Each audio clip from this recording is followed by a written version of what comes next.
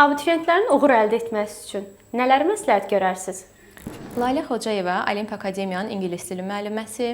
Abituriyentlər ingilis dili fənnindən hazırlaşarkən əvvəlcə söz ehtiyatını gücləndirməyə xüsusi fikir verməlidirlər. Çünki bilirik ki, testlər artıq sırf qrammatik mövzular üzərindən deyil, uşaqların dinləmə qabiliyyəti də, oxuyub anlama qabiliyyəti, məqalə yazmaq, esse yazmaq qabiliyyətləri də test olunur imtahanda. Bundan əlavə də mövzular ardıcıllığa uyğun şəkildə keçirilməlidir. Çünki ingilis dilində bütün mövzular bir-biri ilə əlaqəlidir və qrammatik biliklərin möhkəmləndirilməsi üçün tək bir vəsaitdən yox, paralel şəkildə bir neçə vəsaitdən istifadə edilməsi daha məsləhətə uyğundur.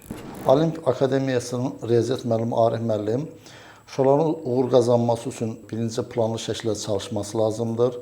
Bilmədikləri və yaxud da zəif olan nöqtələri müəllimlə əlaqə saxlamalı və mütəmadi olaraq çalışması lazımdır. Və mütəmadi olaraq çətinlik çəkdikləri misalları və məsələlər üzərində işləməsi lazımdır.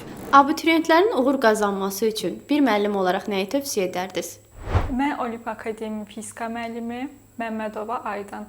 Fizika fənnindən şagirdlər uğur qazanması üçün, yaxşı nəticə əldə etməsi üçün dərsləri dərindən anlayıb və çoxlu praktikada, məşğələlərdə testlər işləməlidirlər.